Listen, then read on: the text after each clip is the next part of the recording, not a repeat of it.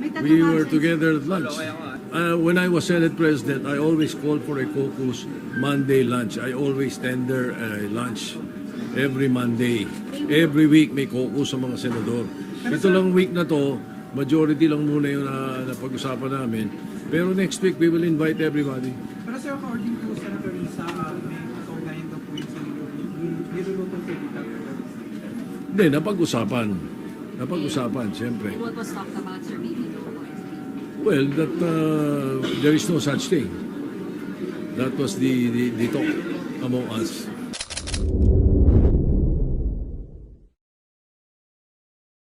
Wala naman pong perpekto, Mr. President, pero sa akin pong pananaw ay ginawa ko po yung aking makakaya. Kung meron man po akong pagkukulang, ay humihingi po ako ng tawad sa aking mga kasamahan sa Blue Ribbon Committee. Ngunit hindi ko po sinadya na ilihis sa direksyon ng tamang pag-iimbestiga ang ating Blue Ribbon Committee. I am armed by the explanation of the minority leader that we're not questioning the prerogative of the presiding officer, but we can question the Senate President on issues that are quite legitimate, such as the matters I would like to raise today. Unsettling because, Mr. President, on September 9, in your interview with ANC Head Start with Ms. Karen Davila about the Blue Ribbon Chairman being a lawyer, your answer is, there is no such thing as a rule na dapat abogado yun. Abogado ka nga, di ka naman magaling mag-imbestiga, di ba? So useless. Mr. President, I'd like to put on record, there was no inclination from this representation na meron man lang kaming sinabi na ang chairman ay dapat, chairman ng Blue Ribbon Committee ay dapat abogado. Wala po kaming kahit na shadow ng inclination o any reference to that matter, wala po kaming sinasabi. Ngayon po, yung sinasabing abogado ka nga, di ka naman magaling mag-imbestiga, hindi ko po alam kung sino po yung tinutukoy ninyo, sapagkat narinig din po kayo sa inyong mga interviews. Sinabi niyo po, Mr. President, na maraming dissatisfied sa direction na tinahak po ng aking investigasyon nung ako pa po ay chairman ng Blue Ribbon Committee. Hindi ko po alam kung sino po yung dissatisfied sa mga members natin. Wala naman pong perpekto, Mr. President, pero sa akin pong pananaw ay ginawa ko po yung aking makakaya. Kung meron man po akong pagkukulang, ay humihingi po ako ng tawad sa aking mga kasamahan sa Blue Ribbon Committee. Ngunit hindi ko po sinadya na ilihis sa direksyon ng tamang pag-iimbestiga ang ating Blue Ribbon Committee.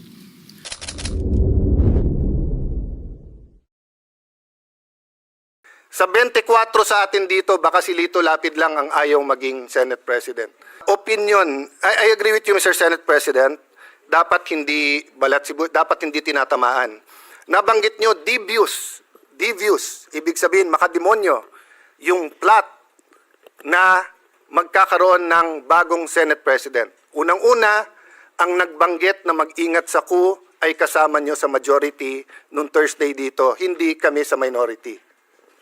Pangalawa, 2007 pa ako nandito sa Senado, wala pa akong nakitang minority dito na ayaw maging majority. Si Coco Pimentel, tuwan-tuwa sa magiging minority, pero gusto niya maging majority at gusto niya maging Senate President. Sa 24 sa atin dito, baka si Lito Lapid lang ang ayaw maging Senate President. Pero baka gusto mo rin. Baka gusto mo rin. Pwede rin. Pwede rin. Oh. So, 3 na lang kailangan natin, Supremo. 9 na kami, pang 10 ka, 3 na lang, 13, Supremo. Okay. What's my point, Mr. President? Hindi po kami ang nagsabing may plot.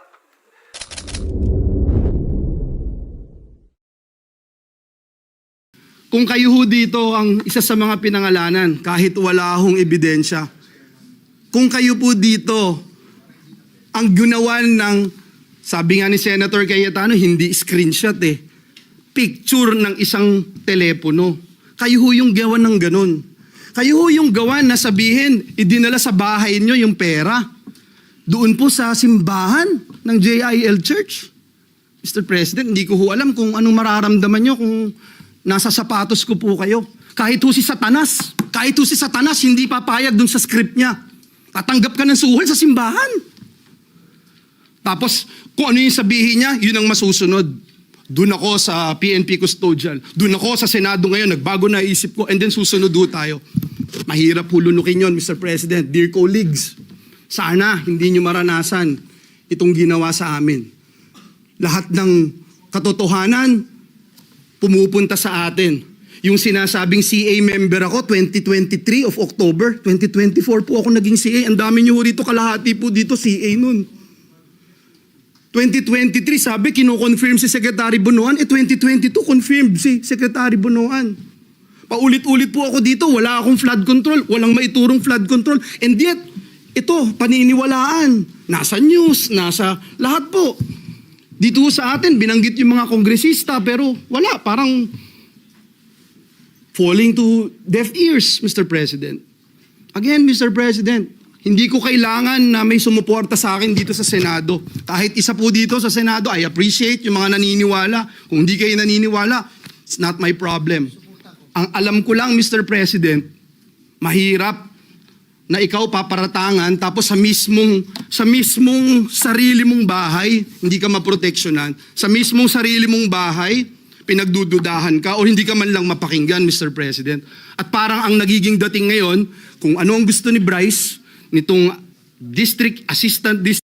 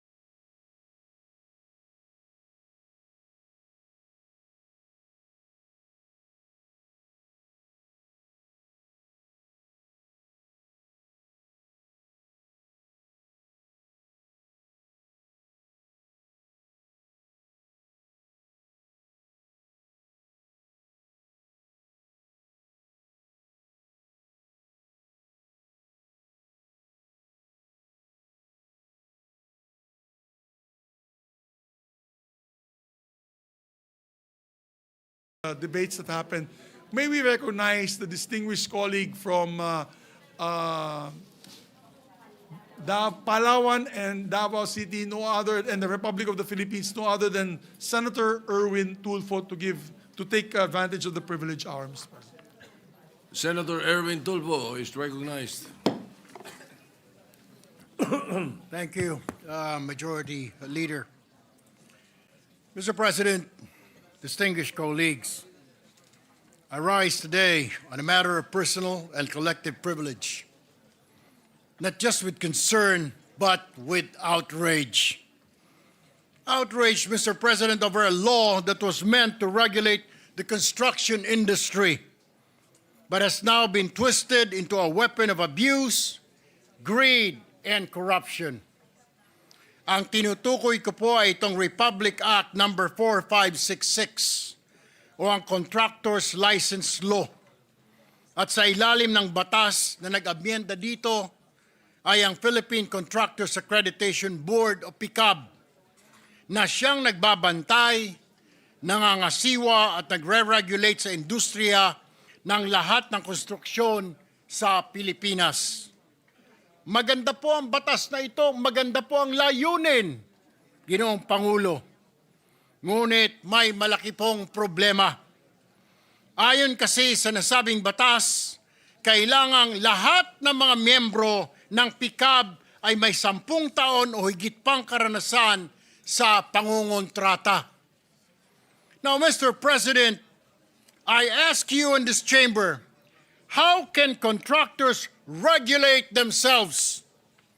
How can we expect impartiality when those who sit in judgment are the very same people who compete for and corner government projects worth billions of pesos? This is not regulation, Mr. President.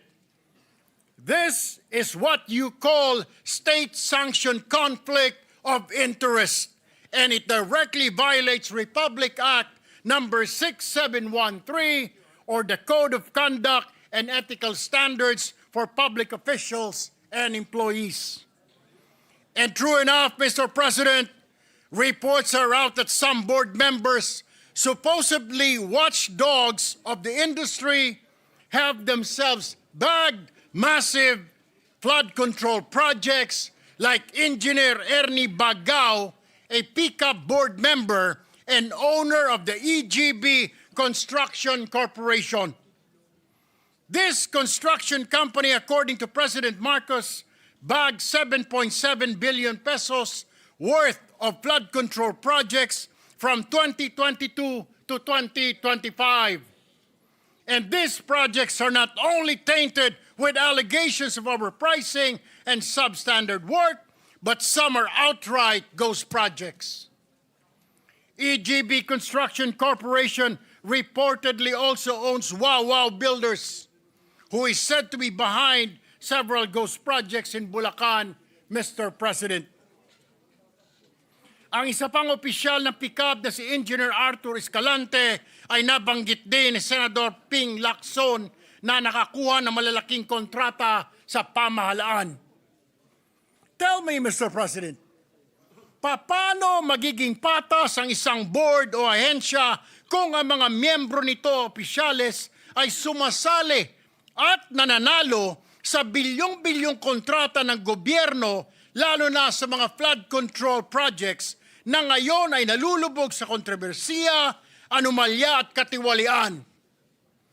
PICAB is silent because how can they investigate themselves? How can they police their own ranks when the law itself did not explicitly prohibit its officials to stop its construction business? Mr. President, let's stop sugarcoating. This is corruption in broad daylight. Mr. President, this cannot go on. We have to ask ourselves, should contractors still dominate PICAB? Should those who accredit and regulate be the same people who rake in government contracts? Should we impose a total ban on PICAB members and their companies from bidding in public works while in office with a strict cooling off period after? It is for this reason that I filed Senate Bill number 1373, or an act strengthening the Contractors License Law, further amending for the purpose Republic Act number 4566 and for other purposes. Layunin po ng panukalang batas na ito na higpitan ang regulasyon ng mga lisensya ng mga kontratista Sinisiguro din ito na ang miyembro ng PICAB ay madidiskwalipika kung siya ay may-ari o opisyal ng mga kumpanyang may transaksyon sa pamahalaan. Mr. President, the Filipino people deserve honesty, fairness in public works projects that truly serve their communities. Not this circus where regulators double as beneficiaries, where laws are exploited and where corruption festers under the guise of legality. Ang Republic Act No. 4566 ay naging bulok na batas na ginagamit sa pansariling interes. It was meant to protect the public, Mr. President, but now it is protecting the pockets of the few. Mr. President, it is time to slam the brakes on this racket. No more thieves involved in the creation of our national budget. No more regulations or regulators doubling as profiteers. No more flood control projects that serve as cash cows for the few, while millions of Filipinos ay nalulunod at inaadod ng tubig baha. Enough is enough, Mr. President. We have to take action. Maraming salamat po at magandang hapon sa ating lahat. Thank you, Senator Erwin Tulfo. Mr. Chair, Mr. Majority President, Leader. we move to refer the speech of the gentleman to the Committee on Public accountability. Public Accountability and Civil Service, Your Honor, because there is corruption that is being mentioned and malfeasance, misfeasance. So it's usually it's Blue Ribbon Committee first, and then with Civil Service as secondary committee. I so move, Mr. President. All right, any objection? Chair hears none. Motion is approved. May we recognize, I'm sorry, the good gentleman from Isabela and the Republic of the Philippines wanted to make a manifestation on the topic of Senator Erwin Tulfo. May we also recognize him, Mr. President? Senator Rafi Tulfo is recognized. Thank you, Mr. President. I would like to associate myself with the privileged speech of Senator Erwin Tulfo. PCAB is currently at the center of investigations associated with either ghost or substandard government infrastructure projects. As the government institution tasked to strictly monitor licensed contractors, PCAB is in hot water as corruption, including under-the-table dealings, easily favors fly-by-night contractors and discourages honest contractors. PCAB, together with its parent agency, the Construction Industry Authority of the Philippines, or SIAP, should be made accountable with this mess. Hindi po sapat ang resignation ng ilang opisyal ng PCAB upang ayusin ang problemang ito. There should be major reforms to improve the licensing and accreditation process. I thank Senator Erwin for filing Senate Bill number 1373 to strengthen the contractors' license law, the law which requires all contractors, subcontractors, and specialty contractors to obtain license from the PCAB. In line with this, Mr. President, is a gentleman from Palawan, Ilocos, and Davao willing to answer a few questions. Sure, Mr. President. But before You may proceed. because Ilocos, my father is from Ilocos, my mom is from Davao, and he has a residence in Palawan. So, is that correct, Mr. President? That's true, Mr. President. Okay. Before my question, Mr. President, I just need to make some point here. During the last hearing sa Blue Ribbon, I called the attention of the leadership of PCAB. Nasabi ko dapat yung mga opisyalis na yon ay ma-issuean ng whole departure order, particularly these people. Number one, Dr. Pericles Dakay, Engineer Arthur Escalante, Engineer Ernie Bagao, Attorney Herbert Matienzo, Attorney Marco Matt, and Doris Gacho. Ito po yung mga opisyalis ng PCAB para sa akin ay dapat maimbestigahan at kung kinakailangan ay makasuhan. Bakit kanyo, Mr. President, I found out na prior to May 12, 2022, ang sinisingil na para sa licensing fee ng mga contractor na nag-a-apply para maging contractor was 100 pesos. Again, 100 pesos. Pero nung May 12, 2022, naging effective yung RA 11711, amending the Contractors License Law from 100 pesos, ito ay dapat ang sinisingil na ay 5,000 pesos. Pero gayon pa man, tuloy-tuloy pa rin ang paniningil nitong mga taga-PCAB ng 100 pesos at sino-shortchange ang government ng 4,900. Ang tanong, saan na pupunta yung 4,900 pesos kada aplikante ng mga contractor? Kaya nag-issue ang Commission on Audit ng report at sinasabing sila ay short ng 258 million pesos. At nung kinausap ko sa nasabing hearing, ito mga taga-PCAB, ang sinabi nila kasi nag-issue sila ng IRR at pinorward kay Presidente bago raw mai-implement yung 5,000 na singil. And I told them, hindi, kasi wala doon sa procedure, sa provision, na dapat magkaroon ng IRR para makasingil ng 5,000, gawing it effective after may pass yung RA 711. Ang sabi ng Presidente, kasi yun daw ang sabi ng kanilang mga abogado. So sabi ko, yung mga abogado nila siguro ay kailangan na mag-resign dahil hindi nila alam kung ano yung pinanggagawa nila. But anyway, Mr. President, my question to Senator Erwin, ano po ay mga salient features ng SBN 1373? Marami po, Sen. Rafi, Mr. President, ang meron itong Republic Act, or not Republic Act, but SB 1373. Narito po ang ilan dito, ang reorganisasyon po ng PCAB na ang kanilang mga miyembro na 5, chairman plus 4 po na miyembro, ay dapat po mga representante mula sa DPWH, Securities and Exchange Commission, at contracting industry at saka academe or civil society.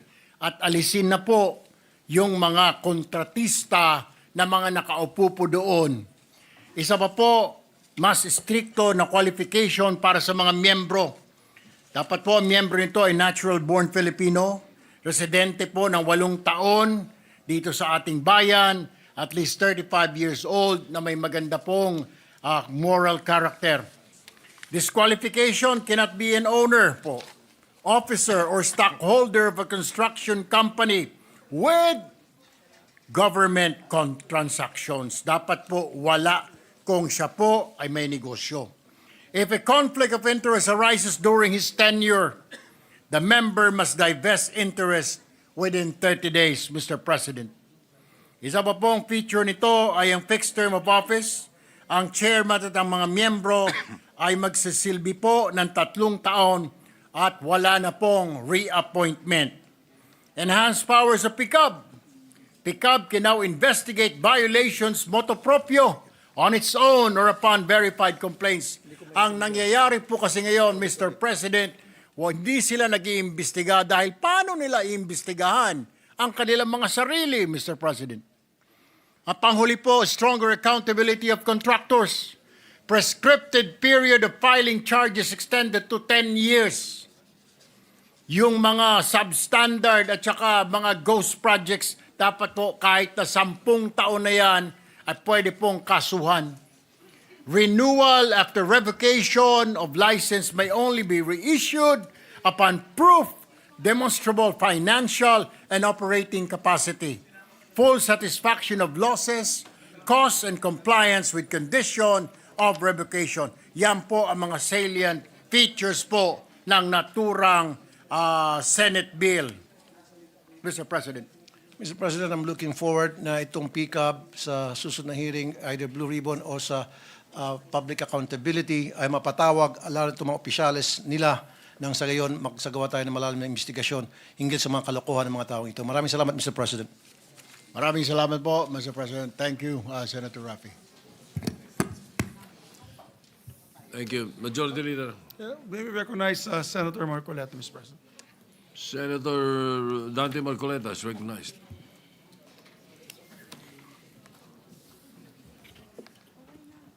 Thank you, Mr. President. Is our colleague, Mr. President, still amenable for a few clarificatory questions by way of interpellation? Yes, Mr. President. Mr. President, is our honorable colleague aware of the fact that the 15 contractors identified by the President of the Philippines in his initial report about the anomalous corruption in the flood control projects are not even members of the Philippine Contractors Association? Mr. President, yung si Attorney Ernie Bagao na mention po na may-ari ng EGB Construction ay isa po doon sa top 15 na ayon po sa listahan ng Pangulo ay nakakuha po ng 7.7 billion pesos. Siya po ay board member ng PICAB, Mr. President. Mr. President, I think our good colleague didn't get the question. Mr. President, is our colleague aware of the fact that the 15 contractors identified in these anomalous flood control projects are not even members of the Philippine Contractors Association? We will have to check on that, Mr. President. I don't have the list right now, but I can check it and probably give the copy to the gentleman from Pampanga. Mr. President, there is no need for that because this representation knows the fact that these 15 identified contractors are not members of the Philippine Contractors Association. Why am I asking this question, Mr. President? The Philippine Contractors Association is the primary organization of the most reputable contractors in this country. And I'd like to provide the information that this particular association is singly responsible in the creation of the CIAP. This is the Construction Industry Authority of the Philippines. Before that, Mr. President, the construction is not considered as an industry. It is only a sector. At that time, there was a debate, a national debate, that it is contributory to the gross domestic product of our country. It being a sector, it was not recognized as an industry. But because of the Philippine Contractors Association, it espoused a national consciousness that it is a major industry, one that is constructing the very foundation of our infrastructure. It is the one responsible to our skyline. Kaya ko po sinasabi ito, Mr. President, kailangan marinig din po sila. Hindi naman po kung halimbawa nakakita tayo ng ilang kamatis na bulok na nandun po sa isang tiklis, ay masisiraan na po yung buong figura ng construction industry in this country. Napakarami po ng reputable. Ito po, kaya ko po sinasabi, baka po sa pagbanat natin doon sa 15 lang, kung tutuusin ay nasasadlak pa sila sa isang investigasyon na ongoing ngayon sa Blue Ribbon Committee. Sana itingnan natin po yung mga matitibay na haligi ng construction industry na sila po yung nagtayo, sila ang nanguna kung bakit nagkaroon po ng CIAP, ng Philippine Contractors Accreditation Board sa ilalim po ng Department of Trade and Industry. Kaya ko po sinasabi ito, Mr. President, bago pa po ako naging congressman, ako po ay nagtrabaho sa isang federasyon ng mga contractors. Ang Philippine Contractors po ay isang matibay na haligi at kasama po sa tinatawag na International Federation of Asian and Western Pacific Contractors Association. Ang ibig po sabihin niyan, tayo po'y bahagi ng isang regional, even a global conglomerate of contractors. Sana po ay matingnan din natin yung paraan kung paano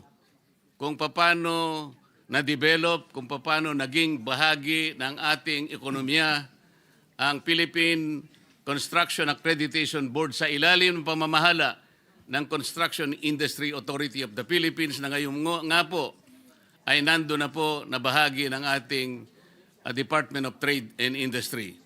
Yun lamang po ang aking gustong sabihin by way of manifestation. Salamat, Senator Erwin, sa pagpapahayag mo ng bahaging ito na maaari nating mapag-usapan in terms of legislation. Salamat po. Maraming salamat, Mr. President. Pero I just want to clarify, Mr. President, that my privileged speech was not about the Contractors Association. It was rather centered on a bill that should amend the Philippine Contractors Accreditation Board, Mr. President, not specifically on the Contractors Association, but rather yung pong batas na ginawa pa noong Hunyo 19, 1965, lumang-luma na po at parang hindi na po siya applicable to this day, Mr. President. So yun po yung nais ko pala naman pong sabihin sa aking pong privilege speech. Maraming salamat po, Mr. President. All right, thank you. Majority Leader. Thank you, Mr. President. Mr. President, we'd like to thank the good gentleman for his privileged speech. And I'd like to reiterate that we include as well the interpellation of Senator Raffy Tulfo and Senator Marcoleta to the referral of the measure or the speech to the Blue Ribbon and the Civil Service Committees. All right, hearing no objection, so referred. Mr. President, on the item today, we have one of the items of the agenda today is we have the sponsorship of a treaty. But before we do that, we need to have a reference of business. So I move for the reference of business, Mr. President, so that we can Yes, take up what the treaty. about the approval of the journal? Would you like to Yes, do that now? We move to approve the journal, Mr. President, and I so move. Any objection? Hearing none, the approval of the journal is approved. This is for the 20th session, Mr. President, Monday, Yes. September 15. And I move for the previous motion, Mr. President, that we proceed with the reference of business. The Secretary will proceed with the reference of business. Bills on first reading. Senate Number 1251, an act establishing a comprehensive Philippine environmental assessment system, creating the National Environment Protection Agency, and allocating funding therefor. Senator Legarda. Referred to the Committees on Environment, Civil Service, Ways and Means, and Finance. 1252, an act declaring Santa Ana District in the City of Manila a historical and cultural heritage zone, appropriating funds therefor and for other purposes. Senator Legarda. To the Committees on Culture and the Arts, Tourism, and Finance. Senate Number 1253, an act safeguarding the traditional property rights of indigenous peoples recognizing their collective ownership over traditional cultural expressions, knowledge, and practices, establishing a system for protection and management thereof, providing for free, prior, and informed consent, prescribing penalties for unauthorized use, appropriating funds therefor and for other purposes. Senator Legarda. To the Committees on Cultural Communities, Culture and the Arts, and Finance. Senate Number 1254, an act institutionalizing the Shared Service Facilities Project for micro, small, and medium enterprises, amending RA 6977, the Magna Carta for Small Enterprises, as amended by RA 9501, the Magna Carta for Micro, Small, and Medium Enterprises. Senator Legarda. To the Committees on Trade, Economic Affairs, and Finance. 1255, an act further amending RA 8759, otherwise known as the Public Employment Service Act of 1999, as amended to include entrepreneurship in the scope of the law, to rename the present Public Employment Service Office into the Public Employment Entrepreneurship Office, and to establish the Barangay Employment and Entrepreneurship Offices nationwide, defining its role within the existing network, providing funds therefore and for other purposes, Senator Legarda. To the Committees on Labor, Local Government, and Finance. Senate Number 1256, anak promoting food forest gardening, providing funds therefore and for other purposes, Senator Legarda. To the Committees on Agriculture, Ways and Means, and Finance. 1257, anak promoting integrated urban agriculture and vertical farming in urban areas nationwide to ensure food security and appropriating funds therefore, Senator Legarda.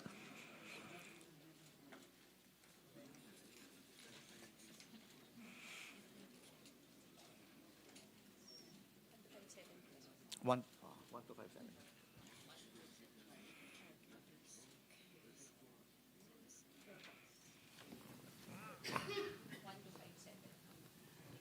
To the Committees on Agriculture, Basic Education, Ways and Means, and Finance. 1258, anak providing policies and prescribing procedures to prevent, control, and respond to infectious diseases, amending RA 11332, the mandatory reporting of notifiable diseases and health events of Public Health Concern Act, and for other purposes, Senator Legarda.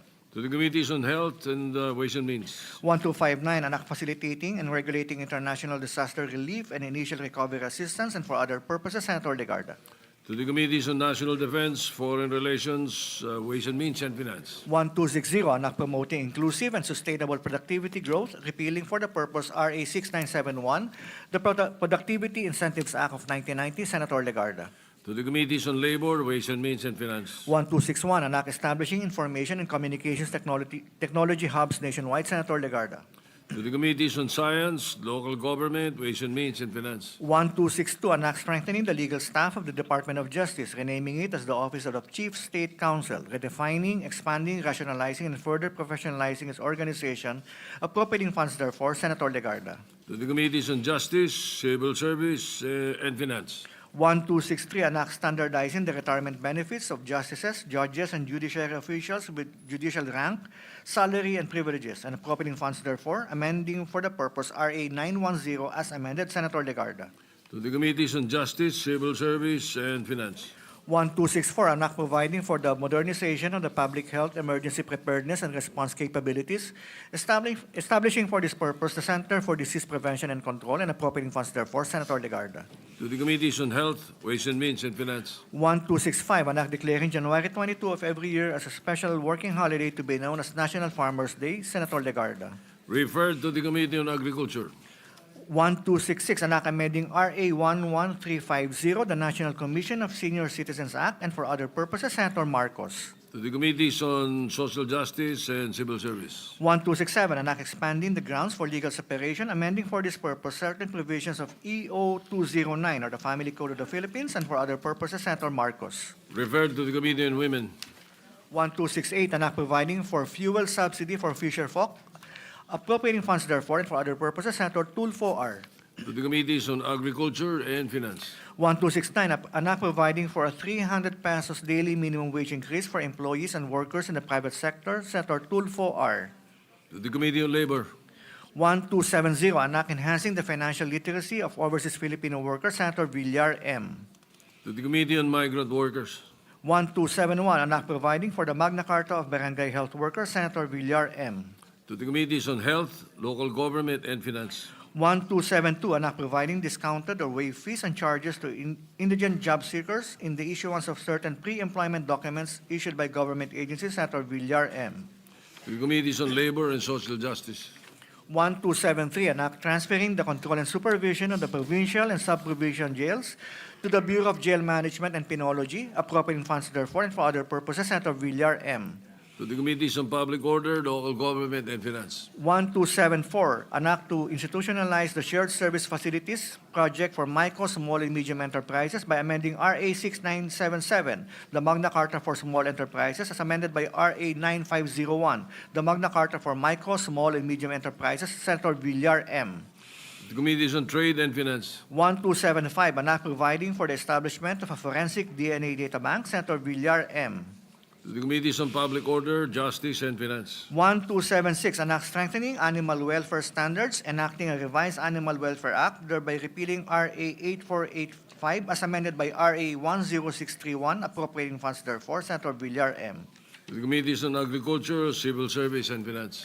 1277, anak institutionalizing the use of bicycle as a primary mode of transportation, defining the rights of bicycle riders, establishing requisite infrastructure facilities and appropriating funds therefore, Senator Villar C.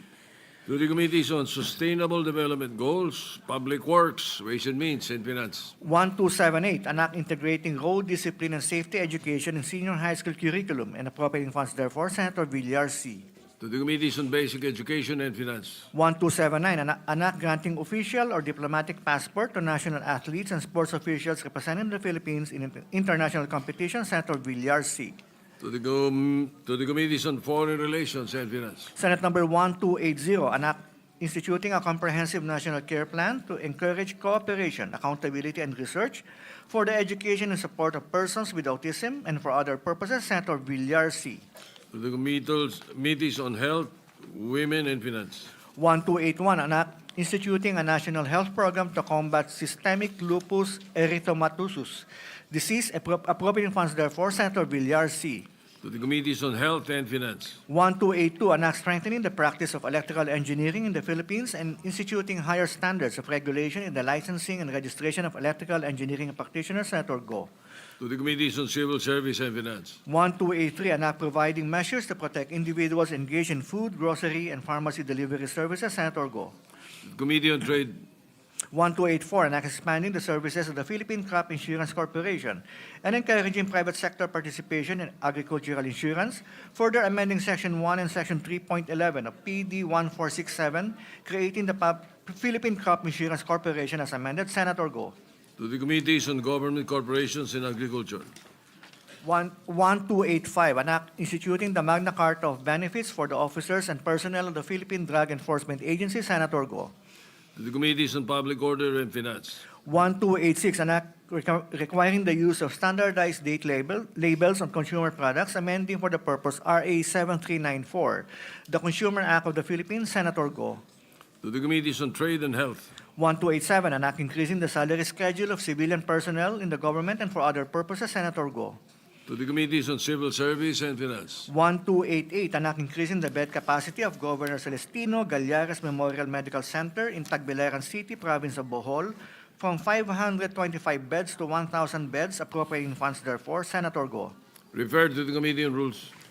1289, an act establishing in the province of Oriental Mindoro a Level 3 General Hospital to be known as the Mimaropa Regional Hospital, appropriating funds therefore, Senator Go. Referred to the Committee on Rules. 1290, an act establishing hospital wards dedicated to overseas Filipino workers and their dependents to be known as the OFW ward in every Department of Health retained hospital, appropriating funds therefore and for other purposes, Senator Go. To the Committees on Health, Migrant Workers, and Finance. Senate Number 1291, an act instituting a comprehensive national care plan to encourage cooperation, accountability, and research for the education and support of persons with autism and for other purposes, Senator Go. To the Committees on Health, Women, and Finance. 1292, an act to fast-track and streamline the registration of real estate salespersons and for other purposes, Senator Go. To the Committees on Civil Service, Urban Planning, and Finance. Senate Number 1293, an act instituting the Magna Carta for daycare workers, providing funds therefore and for other purposes, Senator Go. To the Committees on Social Justice, Civil Service, and Finance. Senate Number 1294, an act providing for the Magna Carta of young farmers, Senator Antiveros.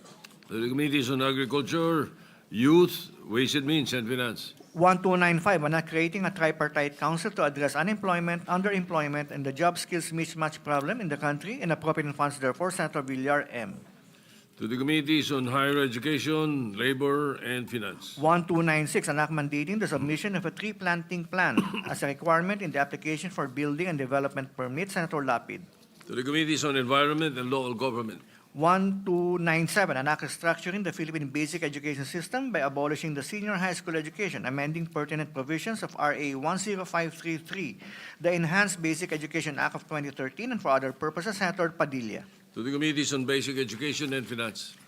Senate Number 1298, an act promoting skills-based hiring in the private sector by requiring consideration of competency-focused recruitment practices for skills-oriented employment positions, Senator Padilla. To To the Committees on Labor, Higher Education, and Ways and Means. 1299, an act promoting transparency, accountability, and good governance by prohibiting members of Congress from intervening in the identification and budgeting of local infrastructure projects and for other purposes. Senator Padilla. Referred to the Committee on Finance. Senate Number 1300, an act to promote holistic development in early education through the mandatory integration of practical life skills, values formation, and environmental awareness in the basic education program, appropriating funds therefor and for other purposes. Senator Padilla. To the Committees on Basic Education and Finance. There is additional reference to business. Additional reference to business committee report. Committee report number 1, prepared and submitted by the Committee on Foreign Relations on proposed Senate Resolution number 127, titled Resolution Concurring in the Agreement under the United Nations Convention on the Law of the Sea on the Conservation and Sustainable Use of Marine Biological Diversity of Areas Beyond National Jurisdiction. Recommending its approval without amendment, sponsor Senator Marcos. To the calendar for ordinary business. Majority Leader.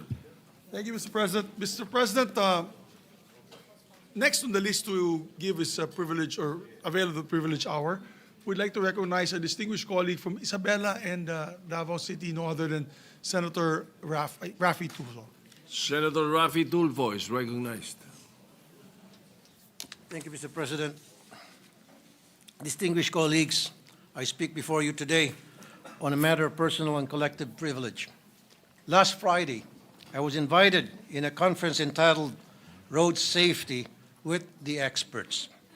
The event gathered stakeholders to share knowledge on road safety policy and practice. While I would not call myself an expert on road safety, as the chairperson of the Committee on Public Services, I saw that it is my duty to know everything about public safety on our roads. Let me share to you some concerns that I learned during the said event. Mr. President, my dear colleagues, it is very unfortunate that in the past years there is a rising trend when it comes to land transport accidents in our country.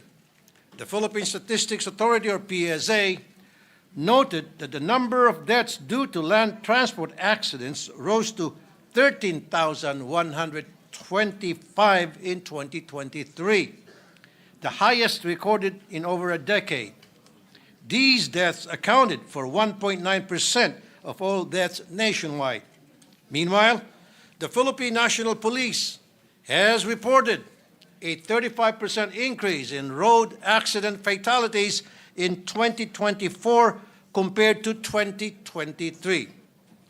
Several road safety issues were tackled during the conference, including reckless and drunk driving, inconsistent traffic law enforcement, poor maintenance and public utility vehicles, unfair labor conditions for PUV drivers, insufficient road safety education, and substandard road infrastructure and maintenance. If you look at the other countries, the best practices for safer roads involve road infrastructure that address human mistakes and reduce crash severity. First, they create separate spaces for different modes of transport, such as designated footpaths, dedicated cycle lanes, and divided roadways to protect vulnerable users like pedestrians and cyclists. Second, they use features like speed bumps, roundabouts, and narrow lanes to manage vehicle speed and prevent collision. Third, they ensure clear road markings, proper lighting, and safe crossing points. These practices could be adopted here in our country by first and foremost having an overall planning by our government agencies. National and local, each project must be worth every centavo, and this could only be done if there is an extensive planning through thoughtful designs and community involvement. As we have observed here in the Senate the past weeks, the lack of planning and strict implementation of infra works open doors to ghost, unfinished, or delayed projects, adding to the problems instead of solving them. At dahil na din po, siguro sa walang tigil na investigasyon sa mga palpak na flood control projects, may ilang lumapit po sa akin upang iparating ang kanilang reklamo sa ilang problemadong road projects na nagdulot ng malaking perwisyo sa ating commuters. Isa sa talagang nakakabahala na reklamong tinugon sa akin ay ang mabuhay underpass National Highway sa General Santos City. The completion of the underpass, which broke ground on June 23, 2022, was originally set on September 2024. But if you visit Gensan, Mr. President, the underpass is far from finished.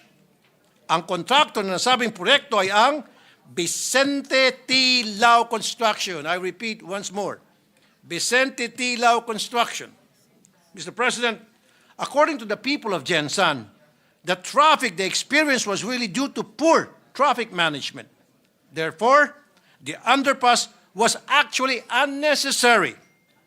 Hindi talaga pinag-isipan ang project na ito. Sa katunayan, sabi po ng proponent ng proyekto, pinalagyan niya ng LED walls ang underpass dahil gusto niya ito maging tourist destination. Kung ano-ano talagang naisip ng mga tao kapag hindi nila pera ang ginagastos. Nagiging matalino ang ilan sa mga Pilipino kapag pera ang pinag-uusapan na pwedeng ilagay sa kanilang bulsa. Ngayon po, ang defective na underpass ay pinag-iipunan ng tubig na parang fish pond. You see, water being pumped out from below even if it did not rain. It is causing so much traffic because the open lanes are full of deep potholes. According to the DPWH Notice of Awards and various contracts covering the Gensan Underpass project, the total cost of the project is 657 million pesos. Bureau of Construction Director Alan S. Borromeo said, the contractor performance is strictly monitored.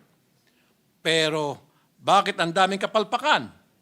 First, the project at the BC junction of Mabuhay-Bulaong Road and the Digos-Macar National Highway was temporarily suspended on April 8 due to obstructions along the alignment for high-density polyethylene pipes. Second, unanticipated water seepage in the tunnel section that was not accounted for the original detailed engineering design also required plan revision. Third, delays were incurred in relocating effective electric posts within the project limits. Talagang hindi po pinag-isipan. This is more than just a delayed project. It has become an economic and social disaster.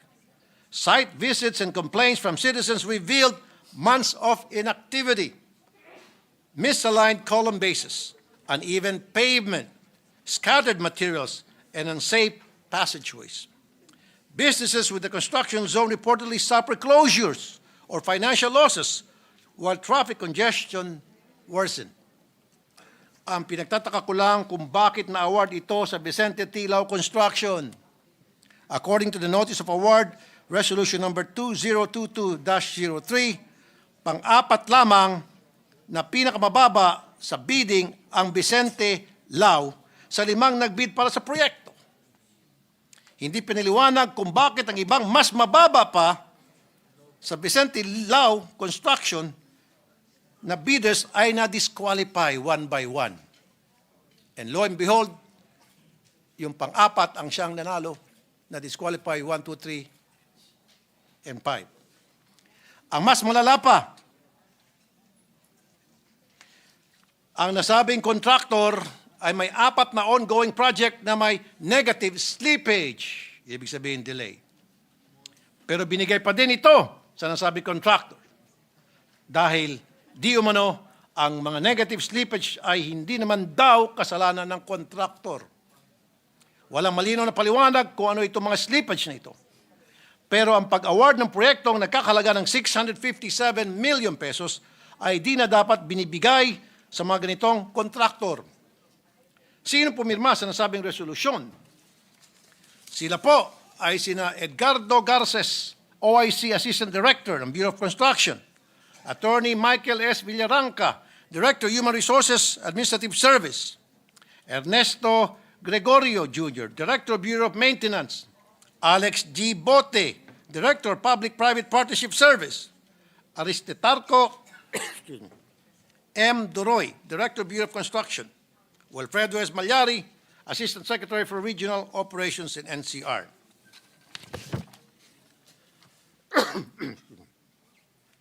There are other recent road projects that has come up on the news that highlighted the need for proper planning and commuter considerations.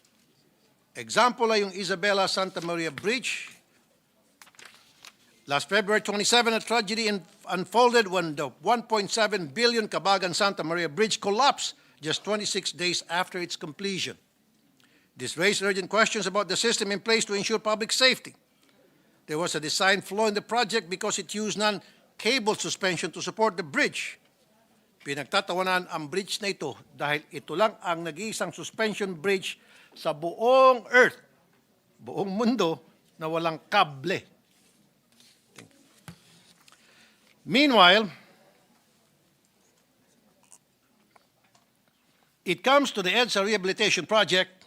When it comes to the EDSA Rehabilitation Project, buti na lang po maagap na inapakan ng Pangulo ang preno sa EDSA Rehabilitation Project na yan.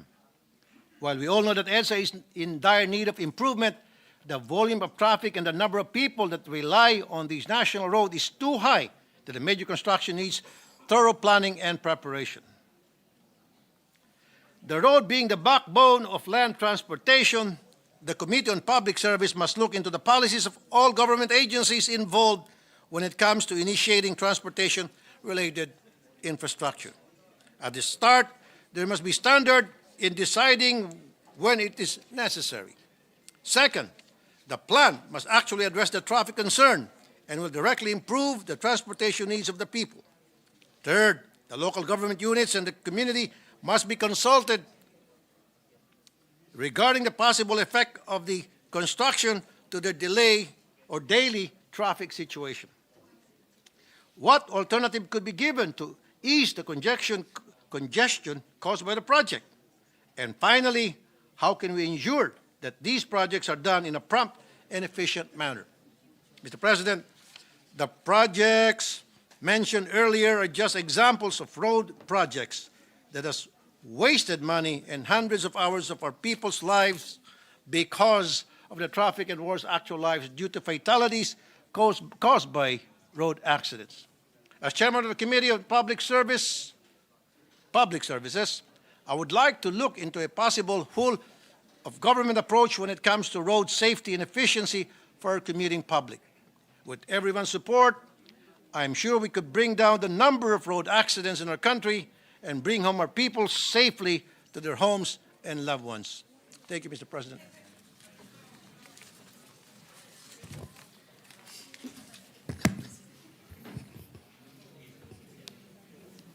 Thank you, Senator Rafi Tulfo.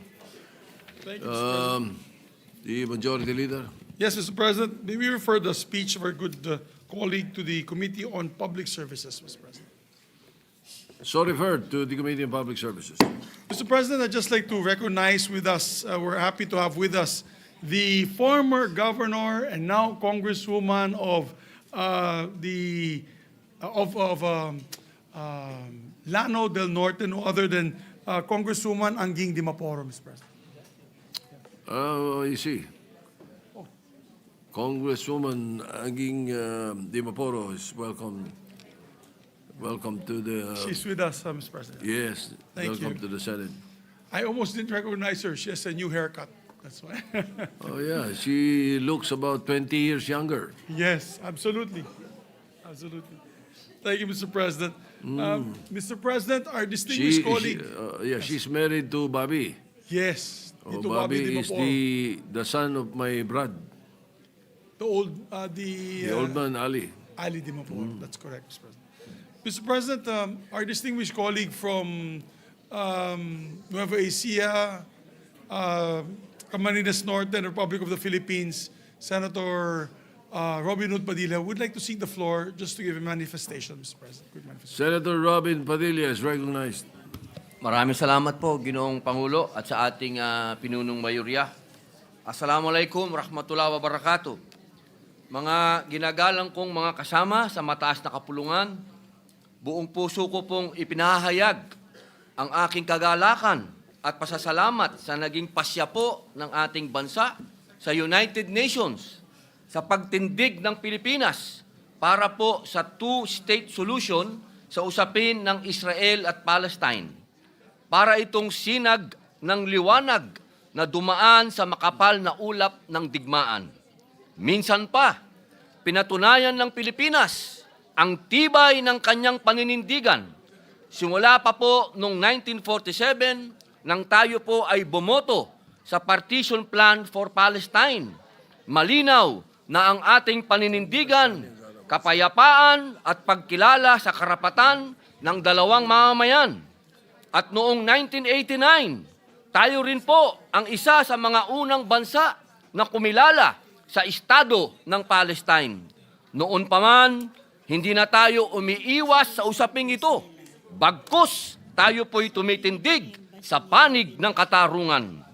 Ang ating pinakahuling boto ay muling nagpapatunay po na ang tanging daan tungo sa kapayapaan, katarungan at dangal ay ang prinsipyong dalawang estado para sa dalawang mamamayan. At noong nakaraang taon, hindi po nag-atubili ang Pilipinas na bumoto pabor sa resolusyon ng UN General Assembly na nag-angat ng karapatan sa Palestine, muli pagiging observer tungo sa pagiging full member. Para tayong nagtanim muli ng binhi ng pag-asa sa tuyong lupa ng gitnang silangan. Paulit-ulit na rin pong pinatutunayan ng ating bansa ang kanyang paninindigan sa pagboto pabor sa isang agaran at pangmatagalang tigil putukan sa Gaza. Hindi lamang ito simbolo, ito ay pakikisa sa mga inosenteng sibilyan, mga bata, matatanda, at pamilyang napipilas sa gitna ng digmaan. Para bang nagsindi po tayo ng kandila sa madilim na silid upang muling makita ng lahat ang muka ng pag-asa. Ginoong Pangulo, hindi lingid sa atin na kinilala mismo ng Palestinian ambassador ang ating bansa. Anya, mula pa noong 1989, nananatiling matatag ang relasyon ng Palestine at Pilipinas. Dagdag pa rito, nakilahok din ang Pilipinas sa usapin ng International Court of Justice laban sa mga pang-aabuso sa Gaza. Patunay na hindi lamang tayo tumitindig sa salita, kundi pati sa gawa. Kaya naman, marapat lamang natin purihin ang Pilipinas. Ang ating delegasyon ay nananatiling tapat sa diwa ng dialogo, ng negosasyon at ng batas internasyonal. Huwag natin kalimutan, sa bawat boto natin, dinadala natin ang tinig ng sambayanang Pilipino. Isang tinig na laging may baon ng pag-asa na matapos ang pagdurusa at dumating ang tunay na pangmatagalang kapayapaan. Ginoong Pangulo, sa harapan ng magulong mundo, nananatiling buo ang paninindigan ng Pilipinas para sa kapayapaan, para sa katarungan at para sa dalawang estado, para sa dalawang mamamayan. Sapagkat tulad ng dalawang kamay, mas matibay ang pagkakapit kapag magkakasama. Maraming salamat po, Ginoong Pangulo. Thank you, Senator Robby Padilla. Majority Leader. Gusto mo ba i-refer sa committee ko? Oo. Thank you very much, Mr. President. Yes. We'd like to thank the good gentleman for his manifestation. And now with that, Mr. President, if the good sponsor of... Yes, for a minute suspension, Mr. President. Yes, Senate, the session is suspended.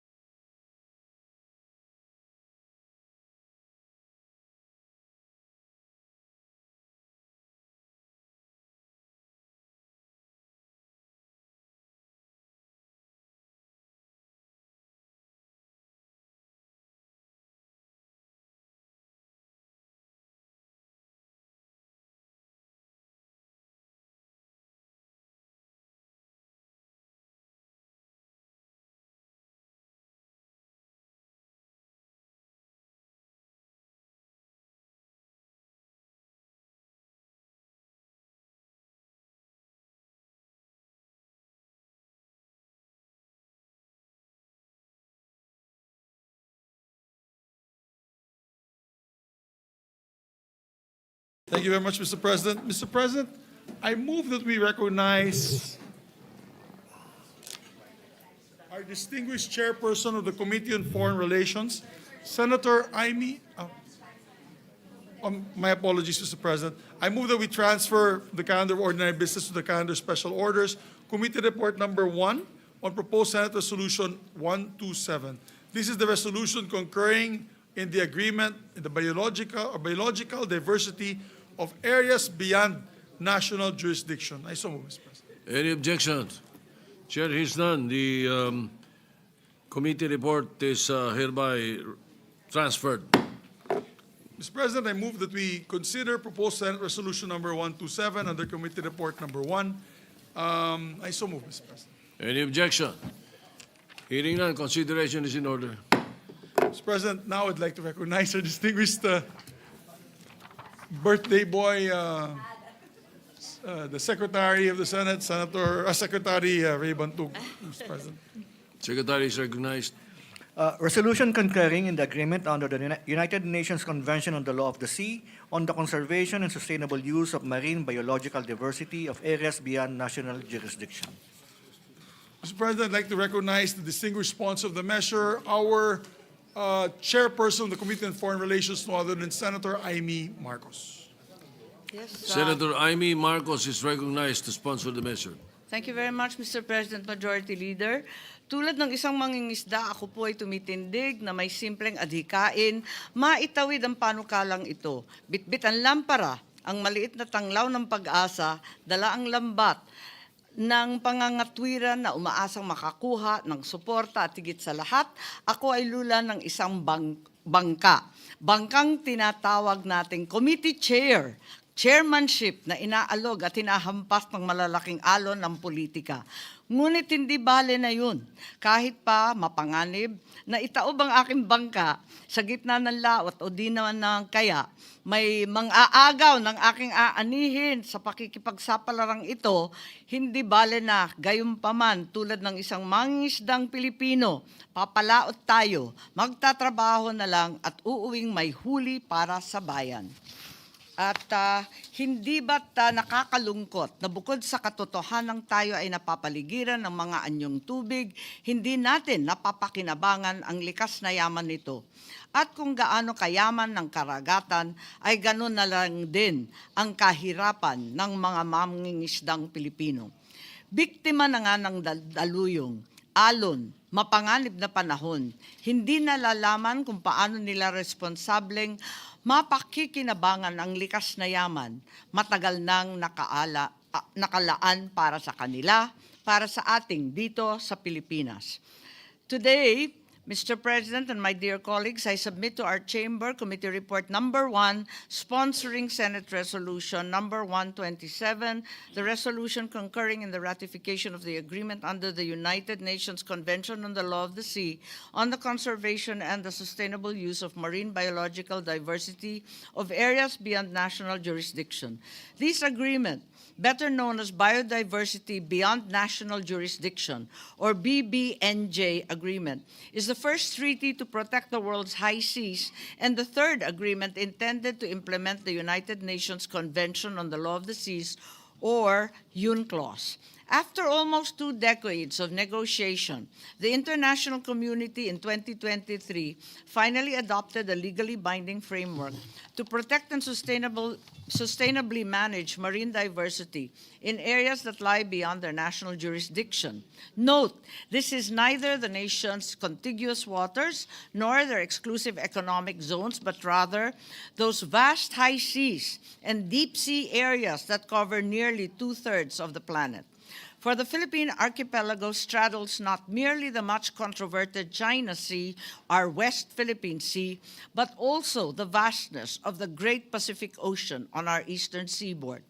The BBNJ joins the ranks of 2 earlier landmark agreements. First, the agreement addressing the exploration and exploitation of mineral resources in the international seabed, and second, UN Fish Stocks Agreement, providing for the management of straddling and migratory fish stocks. The BBNJ stands on 4 main pillars of activity. First, it covers marine genetic resources, ensuring that all scientific data, including digital sequencing and DNA information, as well as the financial gains derived from these marine genetic resources, are to be shared fairly and equitably among states. The Philippines, with our very scarce research funding, will thus gain access to the latest and most comprehensive marine databases, advanced oceanographic technology, as well as gain open access to the research institutions of developed countries, in addition to those of our neighbors with comparable conditions to the Philippines. Kung may kumakalap o gumagamit ng DNA o genetic material, pantay-pantay ang hatian ng benepisyo sa ilalim ng BBNJ. Walang monopolyo sa dagat, walang gahaman, walang iwanan. The second pillar of this treaty concerns area-based management tools, including marine protected areas, a topic that caused much consternation following China's announcement last week that it was setting up a 3,500-hectare nature reserve in Huangyan Island. Now, note that this is our Scarborough Shoal.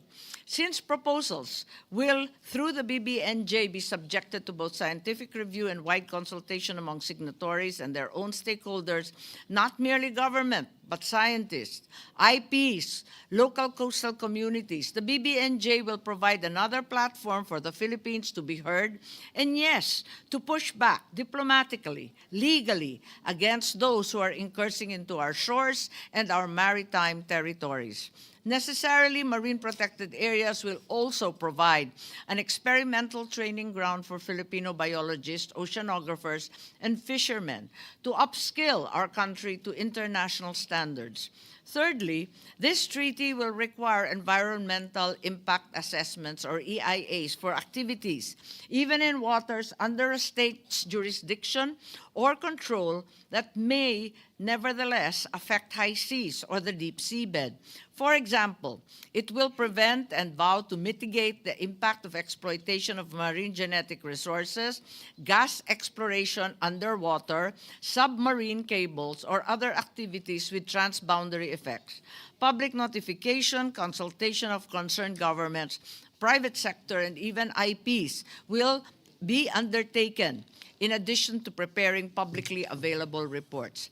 The BBNJ's fourth pillar involves capacity building and technology transfer, providing access to scientific knowledge, the sharing of marine technology, training, and technical operation in order that all nations, particularly developing ones, can participate in global ocean governance. Finally, the treaty established both a voluntary trust fund and a special fund, also offering the Global Environment Facility, or GEF, granting funding for biodiversity projects, climate, and international water initiatives. Maliit man tayong bansa, may higit 1,115,015 Pilipinong umaasa lamang sa pangingisda. Sila at pinakadukha nating mga kababayan. 27.4% sa kanila ay nananatili pa rin sa ilalim ng poverty line. Sana'y mabiyayaan sa wakas ang mandaragat na maliliit. At ang agos ng pondo mula sa Global Environmental Facility o GEF, itong mga bagong voluntary trust fund at special fund ay sa wakas umabot na rin sa kanila. Access to international funding will provide Filipino fisherfolk with retraining, fresh capital, and new technology, as well as direct employment. Marine diversity projects in the Philippines will not only protect the sustainability of their livelihoods, but more importantly, make us true stewards of the ocean's resources for generations to come. At last, Filipino scientists and students will gain access to digital sequence information and state-of-the-art marine technology, all critical for innovations in medicine, biotech, cosmetics, and agriculture, enabling the discovery of new drugs, vaccines, and bio-based products. The Philippines was among the first signatories of the BBNJ in 2023. Let us hurry today to join the first 60 signatories who will determine, upon the immediate convening of the Conference of Parties, the policies, rules, guidelines, and even the appointment of officials who will implement the BBNJ. Tunay ng tayo ngayon ay nalukuban ng isang malakas na bagyo. Madilim ang kalangitan ng ating bansa. Ang mga Pilipino, 3G na.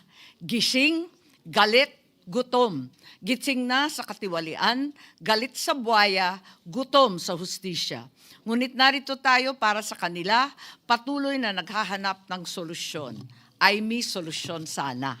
Para sa ating maliliit na mangingisda, sa mga dalubhas at mag-aaral ng ating yaman dagat, para ipagtanggol ang ating karagatan at soberanya, para sa bayan, hinihiling ko po ang inyong pagsangguni sa BBNJ under the United Nations Convention on the Law of the Sea, on the conservation and sustainable use of marine biological diversity of areas beyond national jurisdiction. Maraming salamat po, Mr. President at mga mahal kong mga kapwa senador. 100 araw na lamang at magpapasko na. 100 days before Christmas. Handugan natin ang biyaya ang ating mga pobreng mangingisda. Salamat po. Majority Leader. Yes, and to continue sponsoring the measure, to co-sponsor the measure, Mr. President, may we recognize Senator Erwin Tulfo. Senator Erwin Tulfo is recognized. Mr. President, distinguished colleagues, I rise today to co-sponsor the Senate's concurrence in the agreement under the United Nations Convention on the Law of the Sea on the conservation and sustainable use of marine biological diversity of areas beyond national jurisdiction, or commonly known as BBNJ agreement. During our Committee on Foreign Relations hearing, we'll listen to experts and stakeholders who carefully explain the great promise this agreement holds for our nation and for all Filipinos. It strengthens our long-standing commitment to protect the seas, which have sustained our archipelago for centuries. The BBNJ agreement rests on 4 essential pillars, Mr. President. First, marine genetic resources, including the fair and equitable sharing of benefits, will ensure discoveries and advances drawn from richness of marine life will not remain in the hands of a few powerful states or corporations, but will instead redound to the benefit of all humankind, including developing nations like ours. Second, measures such as area-based management tools, including marine protected areas, will help guarantee that our oceans remain productive, diverse, and resilient against the threats of overfishing, pollution, and climate change. Number 3, environmental impact assessments will enable us to hold activities in high seas accountable for their consequences and prevent irreversible harm before it is too late, Mr. President. Fourth, capacity building and the transfer of marine technology are provisions that hold particular value for our country, like the Philippines. These promises, Mr. President, not only new scientific knowledge and access to cutting-edge tools, but also the training of our experts, so that we may fully participate in the stewardship of the global commons. Mr. President, the concurrence in the BBNJ agreement is not merely about international obligations. It is about ensuring that Filipino people, our fisher folk, our coastal communities, our scientists, and even our youth will have a stake and share in the benefits that this historic treaty seeks to protect and distribute.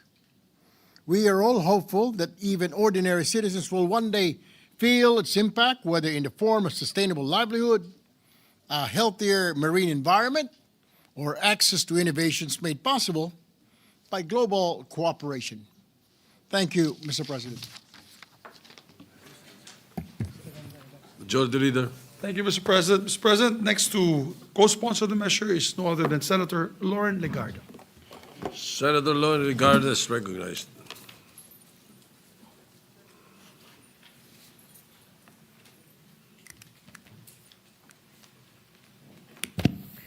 Thank you, Mr. President. At the outset, I'd like to thank the chairman of the Foreign Relations Committee, Senator Amy Marcos, for hearing this and realizing the importance of concurring in its ratification within the month of September. So with their permission, I would like to co-sponsor the measure. The areas beyond national jurisdiction, or the high seas, cover half of our planet's surface and comprise 2/3 of the global ocean. These boundless waters are inseparably tied to the health of all seas, including our own coasts. Once dismissed as barren, the high seas are now recognized as one of the greatest reservoirs of biodiversity on Earth. They are a treasure trove of marine life, sustain livelihoods, secure our food supply, and anchor the balance of life itself. Migratory giants such as whales, tunas, and sharks traverse these waters, while other species thrive entirely in the depths, living and breeding along submerged mountain ranges. These ecosystems, some as ancient as time itself, hold secrets that could yield life-saving medicines and deepen our understanding of the Earth's biodiversity. And yet, while humankind has walked on the moon, only a fraction of the deep seabed has been explored. Millions of species remain undiscovered. Their existence and perhaps their cures for humanity's gravest illnesses hidden in the deep. The high seas are also our biggest ally against climate change, from the smallest plankton to vast carbon stores in our seabeds. These waters regulate the Earth's climate, an economic worth estimated at up to $222 billion each year. Yet tragically, they remain the least protected area on our planet. For an archipelagic state like the Philippines, the stakes could not be higher. The decline of ocean health impacts our coastal communities, threatening livelihoods, food security, and resilience. Becoming a party to the BBNJ agreement will bring profound benefits to our nation. It will safeguard our migratory fish vital to our fisheries, ensuring recovery and replenishment for future generations. It will also empower our marine scientists, opening pathways to advanced tools, modern research expeditions, and global collaboration. Through capacity building and technology transfer, the Philippines can become a regional hub of marine science, capable of exploring our deep sea frontiers, protecting our national heritage, and contributing to humanity's shared stewardship of our seas. But beyond science and economy, this agreement is about principle.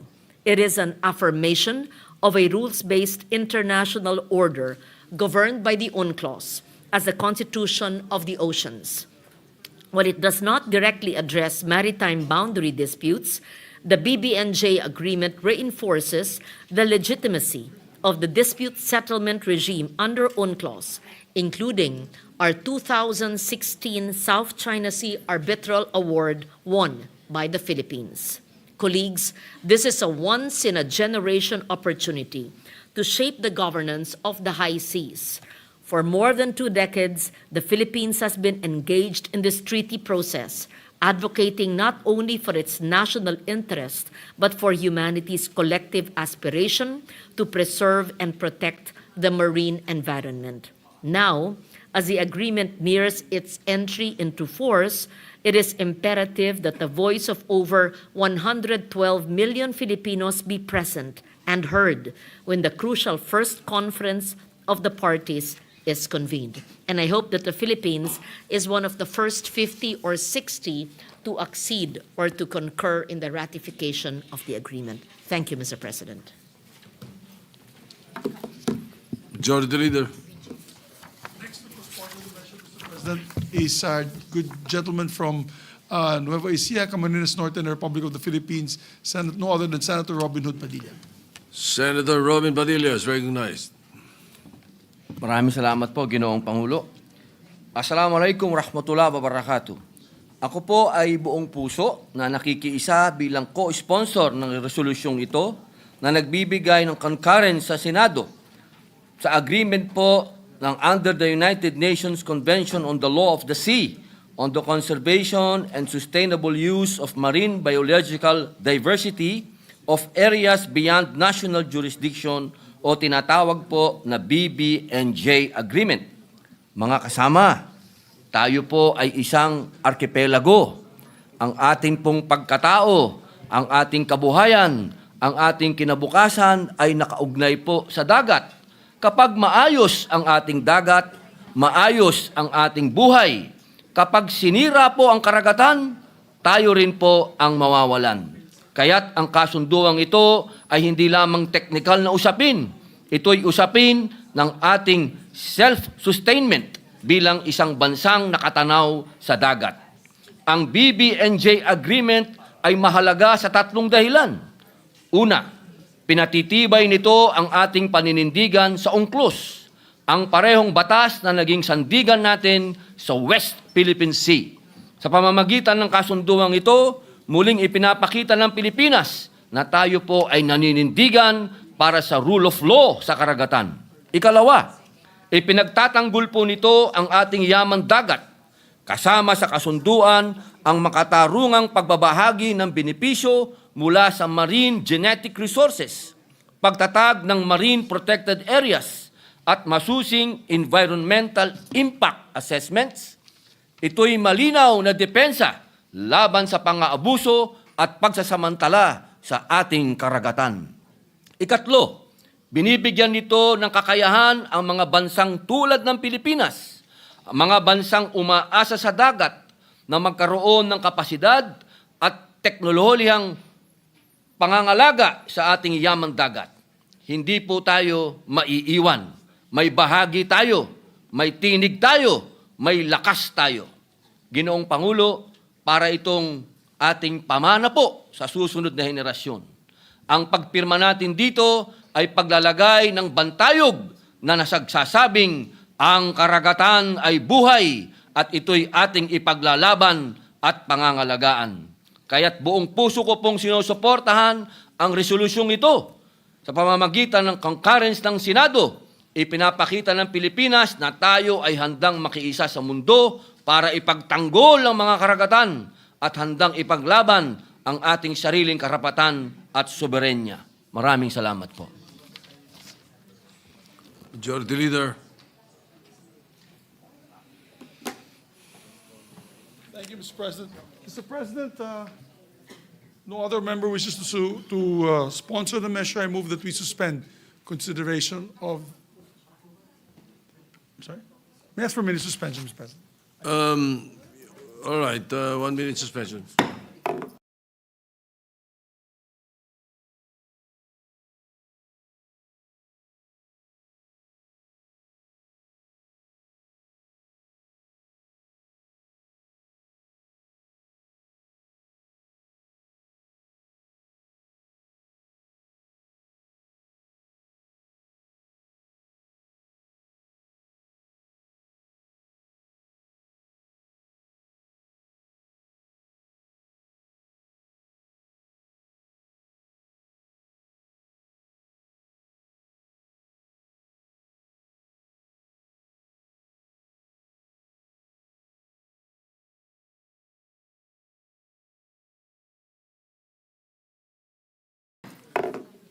Before the suspension, the majority leader asked that the measure be, the consideration of the measure be suspended. So is there any objection? Chair hears none. The motion is approved. The Thank you. committee report number 1 is suspended in the meantime. Thank you, and we thank the sponsor for taking this up immediately, as we know there's a timeline involved with this particular measure. We'll take it up again first item tomorrow. We'd like to invite our colleagues to be around because we need to get 2/3 vote, which is at least 16 votes for this treaty. Mr. President, I move that we, well, subject or pursuant to Rule 10, Section 13 of the Rules of the Senate, I move to elect the following senators as members of the standing committees. If I may, Mr. President, Yes, you for- may proceed. Thank you, Mr. President. Some of the members have been already elected earlier, but just for clarity, Mr. President, we'll just repeat it one by one because there's a long list of names. On the Committee on Women, the chairperson, of course, is Senator Risa Ontiveros. Vice Chair is Senator Pia Cayetano. Then members are Senator Ligarda, Villar, Pangilinan, Aquino, and of course, Deputy Majority Leader Ejercito, and Deputy, I believe, there are 3 nominees still to be given by the minority. And of course, the ex-officio members is Zubiri, Lacson, and Cayetano. I so move, Mr. President. Any objection? The Villar pala, Mr. President, just to clarify, is Camille. Camille, Villar, it's Camille yes. Villar. Any objection? Chair hears none. Enumerated names are hereby elected into the Committee on Health. Oh, Committee on Women, sir. I'm sorry, Committee on Women. Yes. Now for Committee on Health, Mr. President, I move that we elect, the chairperson is Senator Risa Ontiveros. The vice chairperson is Senator Ejercito, Senator Cayetano Pia, and Senator Christopher Lawrence Bongo, Mr. President, as the vice chairman. And members are Senator Tulfo Rafi, Senator Gatchalian, Senator Aquino, Senator Legarda, Senator Pangilinan, and 2 members yet to be named by the minority, and Senator Marcoleta and Villanueva are deputy minority leaders that are members, and ex-officio members, Senator Zubiri, Lacson, and Cayetano Alan. Mr. President. Any objection? There being none, the enumerated names are hereby elected into the Committee on Health. For the Committee on Rules, yours truly is the chairperson, Mr. President. The vice chairpersons are Senator J.V. Ejercito and Senator Risa Ontiveros. And members of the majority side is Senator Gatchalian, Senator Pangilinan, Senator Erwin Tulfo, and we'll still await the members of the minority, Mr. President, with, of course, the Deputy Minority Leader, Senator Joel Villanueva, being a regular member, and the ex-officio members, Mr. President. Any objection? Chair hears none. The enumerated names are hereby elected into the Committee on Rules. On the Committee on Accountability of Public Officers Investigations to the Blue Ribbon Committee, as already elected, the chairperson is Senator Panfilo Lacson. The vice chairperson is Senator Erwin Tulfo. The 2 deputy majority leaders for the record, Senator J.V. Ejercito, Senator Risa Ontiveros. And the members are Senator Bam Aquino, Senator Gatchalian, Senator Lapid, Senator Pangilinan, Senator Rafi Tulfo, Senator Legarda, Senator Pia Cayetano, Senator Mark Villar, and for the minority, Senator Christopher Go, Senator Marcoleta, Senator Estrada, Senator Marcos, and Senator De La Rosa, with the Deputy Leader, Majority Leader Senator Joel Villanueva, and the 3 ex-officio members. Any objection? Chair hears none. Enumerated names are hereby elected into the Committee on Accountability of Public Officers Investigations. Mr. President, I'd like to move to elect the members of the Committee on Basic Education. We have the chairperson, Senator Bam Aquino, the vice chairperson, Senator Win Gatchalian, Senator Rafi Tulfo, and the 2 deputy majority leaders, Senator J.V. Ejercito, Senator Risa Ontiveros, and the members on the part of the majority, Senator Pia Cayetano, Senator Lito Lapid, Senator Legarda, Senator Pangilinan. We are still awaiting for the 5 members of the minority, Mr. President, but we have the Deputy Minority Leader, Senator Joel Villanueva, and the 3 ex-officio members as members. Any objection? Chair hears none. The enumerated names are elected into the Committee on Basic Education. Cooperative, wala ka pang member. Ops. Wala ka member. Ay, tama. Sorry. Yeah, my apologies. Mr. President, I move that we elect the chairperson on the Committee on Cooperatives. It's headed by Senator Lito Lapid, Vice Chairperson Senator Marcos, and Senator Hontiveros. The Deputy Majority Leader, Senator J.V. Ejercito, and Senator Risa Ontiveros. The members of the majority, Mr. President, Senator Bam Aquino, Senator Pia Cayetano, Senator Gatchalian, and Senator Pangilinan. We're still waiting for the other members of the minority from the chairperson. And of course, the ex-officio members are mentioned as well. Any objection? Hearing none, enumerated names are hereby elected into the Committee on Cooperatives. For the Committee on Foreign Relations, I move to elect, of course, we already elected the Senator Amy Marcos as the chairperson. Her vice chairpersons are Senator Legarda, Senator Erwin Tulfo, and the Deputy Majority Leader, Senator J.V. Ejercito, Senator Risa Ontiveros. The members are Senator Pia Cayetano, Senator Gatchalian, Senator Lapid, Senator Mark Villar, Senator Camille Villar, Senator Bam Aquino, Senator Rafi Tulfo, and for the minority, Senators Escudero, De La Rosa, Go, and Padilla, Mr. President, together with the Deputy Minority Leader, Senator Joel Villanueva, and all the ex-officio members. Any objection? Hearing none, enumerated names are hereby elected into the Committee on Foreign Relations. Mr. President, may I also move to elect the members of the Committee on Public Services. For chairperson, Senator Rafi Tulfo, and the vice chairperson, Senator Ejercito, Senator Gatchalian. We have the two deputy majority leaders, of course, already mentioned, Senator Ejercito, Senator Risa Ontiveros. We have also the members, Senator Bam Aquino, Senator Lauren Legarda, Senator Kiko Pangilinan, Senator Mark Villar, and for the minority, Senator Go, Senator Estrada, Senator De La Rosa, and Senator Marcoleta, together with the Deputy Minority Leader, Senator Joel Villanueva, and the three ex-officio members. Any objection? Hearing none, the enumerated names are hereby elected into the Committee on Public Services.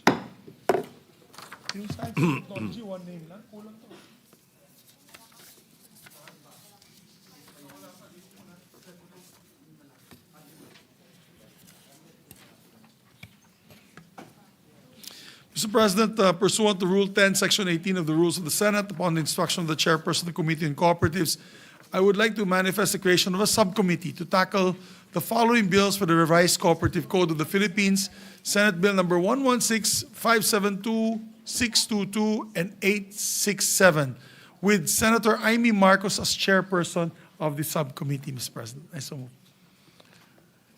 Any objection? Chair hears none. The subcommittee is hereby created as manifested by the majority leader.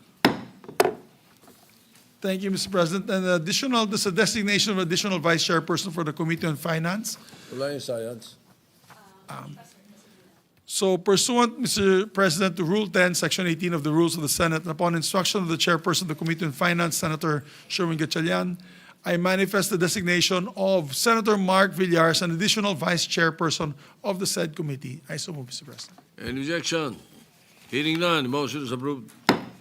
Yes, Mr. President, the Science and Technology Committee, we're still awaiting for the additional members.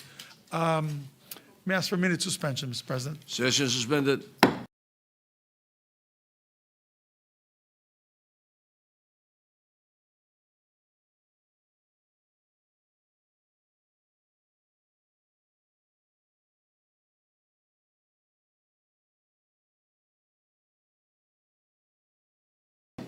Yes, Mr. President, with no other matters to be taken up today, I move that we adjourn session until 3 o'clock in the afternoon of Wednesday, September 17, 2025. I so move, Mr. President. Any objection?